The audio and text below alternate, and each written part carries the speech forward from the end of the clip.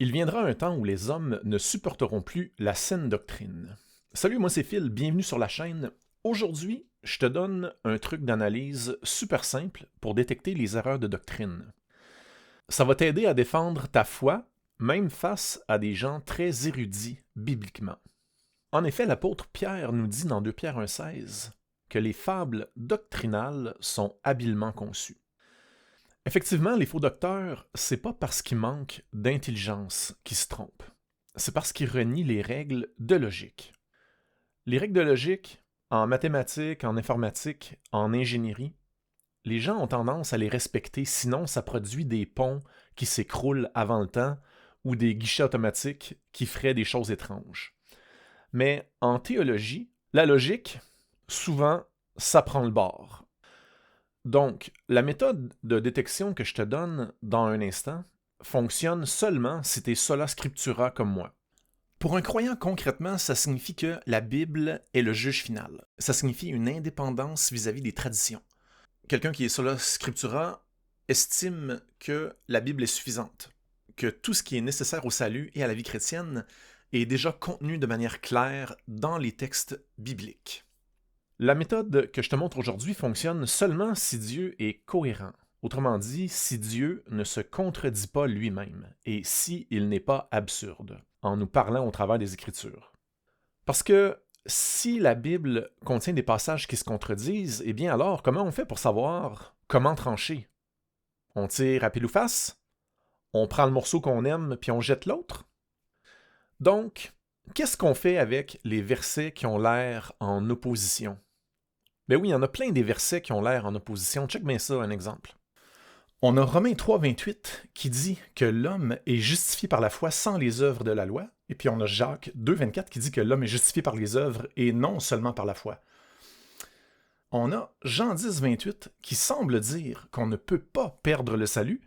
Et on a Hébreux 6, versets 4 à 6, qui semble dire qu'on peut perdre le salut.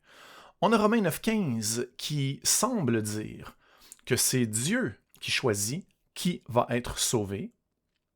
Puis on a 1 Timothée 2,3 qui semble dire que en fait Dieu veut sauver tout le monde. Donc la méthode de détection des fausses doctrines est la suivante. On va faire comme quand on fait un casse-tête. Les gens qui aiment faire des casse-têtes, ils placent ce qu'il y a de plus facile en premier, le cadrage. Tu peux pas te tromper, une fois que le cadrage est fait, ces morceaux-là sont à la bonne place, tu les bouges plus. Donc nous, dans le casse-tête biblique, on va faire la même chose, on va placer les morceaux les plus simples en premier, ceux qu'on n'a aucune chance de se tromper. Donc là, tu comprends qu'on va avoir besoin d'une méthode pour classifier les versets et les passages en fonction de leur complexité. Pour faire ça, tu as besoin d'un baccalauréat en mathématiques parce qu'on va utiliser des méthodes actuarielles pour classifier la complexité des versets. Ouais, non, je te niaise, ok. Non, dans le fond, fais juste te demander, est-ce qu'un enfant de 6 ans est capable de comprendre le verset en question que tu essaies d'évaluer? Si c'est trop compliqué pour l'enfant de 6 ans, ben passe à l'échelle suivante. Est-ce qu'un jeune adolescent, mettons 10, 11, 12 ans dans ce coin-là, pourrait comprendre ce verset-là que l'enfant de 6 ans n'est pas capable? Si tu penses que c'est pas à la portée d'un jeune ado, demande-toi, est-ce qu'un adulte pourrait comprendre ça? Et puis, si tu penses que pour la majorité des adultes, ça serait difficile, alors demande-toi, est-ce que ça prend quelqu'un qui est régénéré spirituellement, qui a l'assistance du Saint-Esprit, donc un humain spirituel, un adulte spirituel, pour comprendre ce passage-là? Et peut-être que tu es sur un passage tellement compliqué que tu penses que la majorité des chrétiens régénérés ne le comprennent pas. Alors là, tu pourrais te demander, est-ce que ça prend quelqu'un dont Dieu a ouvert l'esprit pour comprendre des choses très difficiles? Est-ce que ça prend un don spirituel pour comprendre ces choses-là? Et donc, un exemple de verset qu'un enfant de 6 ans peut comprendre, il est impossible pour Dieu de mentir. Un exemple de verset qu'un enfant de 6 ans ne comprendrait pas, mais qu'un jeune ado pourrait comprendre, ça serait « Faute de bois, le feu s'éteint, et quand il n'y a plus de rapporteur, la querelle s'apaise. » Donc ici, je pense que la métaphore est trop complexe pour l'enfant de 6 ans. C'est pour ça que moi, je la classerais ici catégorie jeune ado. Un exemple de passages qu'un jeune ado aurait de la difficulté à comprendre le sens complet, puis l'impact, puis les répercussions complètes, mais que l'adulte comprendrait, ça serait comme attristé mais toujours joyeux, comme pauvre mais enrichissant plusieurs, comme n'ayant rien et possédant toutes choses, dans 2 Corinthiens 6, 10. Je pense qu'un adulte qui lirait le chapitre au complet, même l'adulte non régénéré, pourrait comprendre ce passage-là, mais le jeune ado de 10, 11, 12 ans, ça serait beaucoup plus difficile. Et un exemple de passage que ça prendrait un adulte spirituel, ça serait par exemple « Celui qui demeure en moi et en qui je demeure ». Donc là, ici, on a un concept spirituel non intuitif que seul l'adulte régénéré qui possède le Saint-Esprit peut véritablement comprendre parce qu'il l'expérimente, il l'expérience dans son quotidien, au jour à jour. Le Saint-Esprit le guide. L'adulte non régénéré ne peut pas comprendre ça. Même intellectuellement, il ne peut pas comprendre. Et ensuite de ça, les mystères et complexités, eh bien, ça va être les passages les plus difficiles, les mystères dont Paul parle, la prophétie, les sujets qui sont débattus dans la chrétienté sur lesquels il y a de l'obstination chronique. Alors peut-être que ces sujets-là peuvent être classés dans les complexités ou les mystères. Alors c'est bien beau tout ça, ça a l'air bien facile, mais notre meilleur ennemi, notre pire ennemi, c'est nous-mêmes. Parce qu'en faisant cet exercice-là, est-ce que je suis en train d'injecter un billet de confirmation dans mon évaluation? Est-ce que je suis en train d'injecter une doctrine que j'ai adoptée? Est-ce que j'utilise une mauvaise définition? Par exemple, est-ce que j'utilise une définition humaine versus la définition spirituelle que Dieu a donnée dans la parole? Par exemple, si Jésus avait dit « Tous ceux qui m'aiment, je leur donnerai une Ferrari au paradis », mais quelqu'un pourrait dire « Ah ben moi, je ressens de l'amour pour lui dans mon cœur et donc je vais avoir une Ferrari au paradis. » Par contre, Jésus donne la définition de c'est quoi l'aimer et il dit que l'aimer, c'est lui obéir. Donc là, la définition spirituelle, elle change la donne.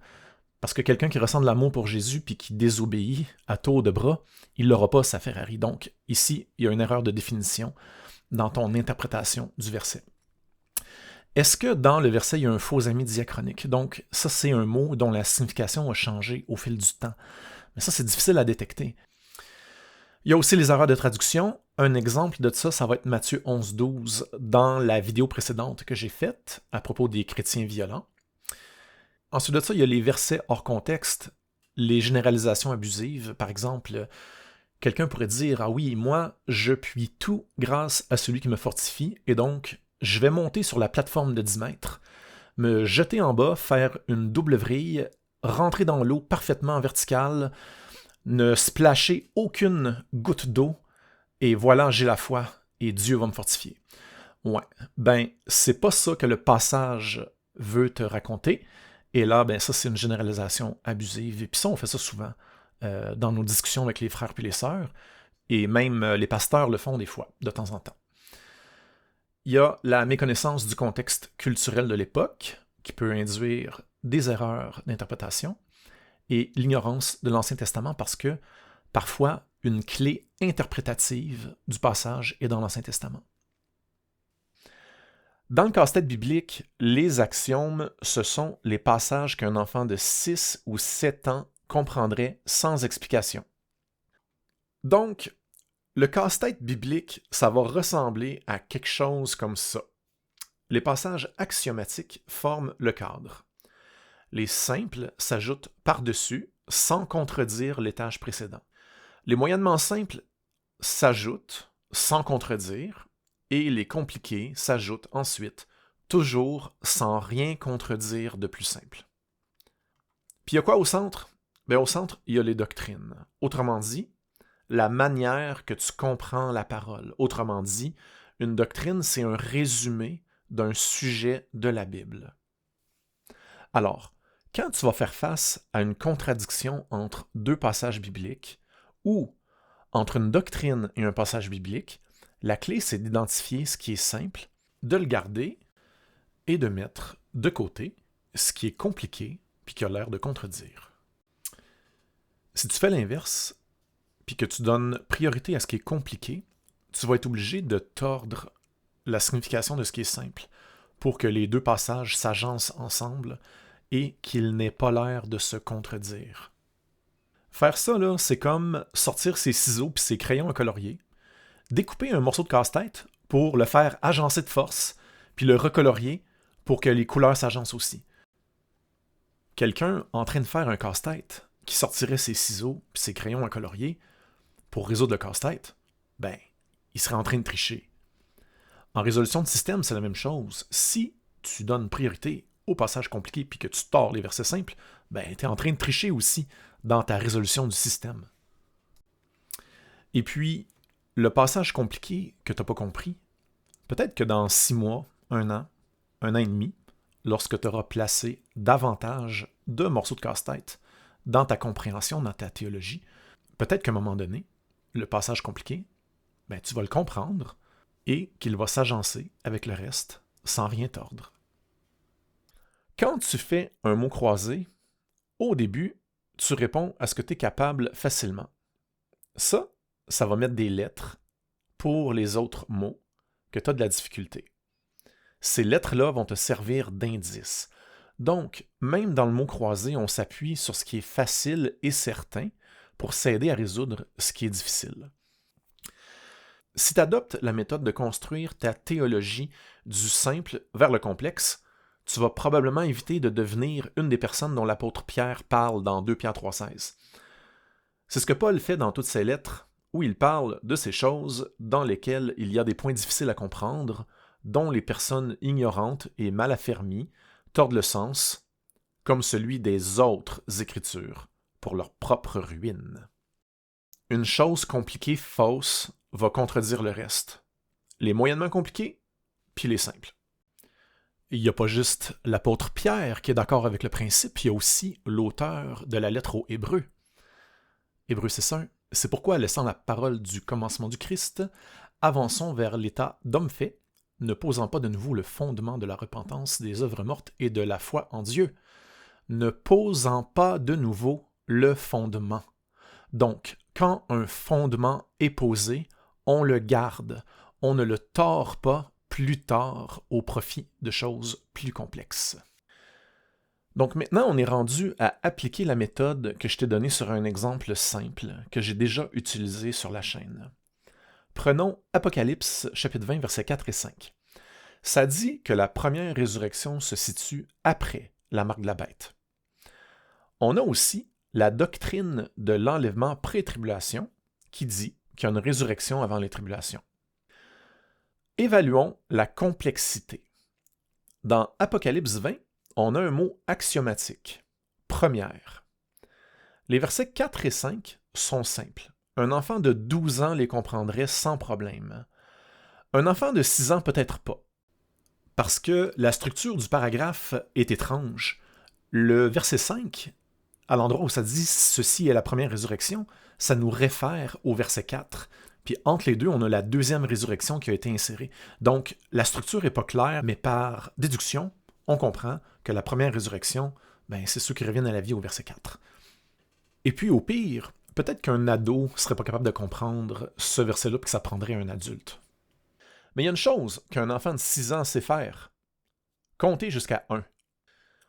Le niveau de complexité de la doctrine de l'enlèvement pré-tribulation, c'est très complexe, parce que l'enlèvement pré-trib prend son appui dans le dispensationalisme, qui, lui, est énormément plus complexe.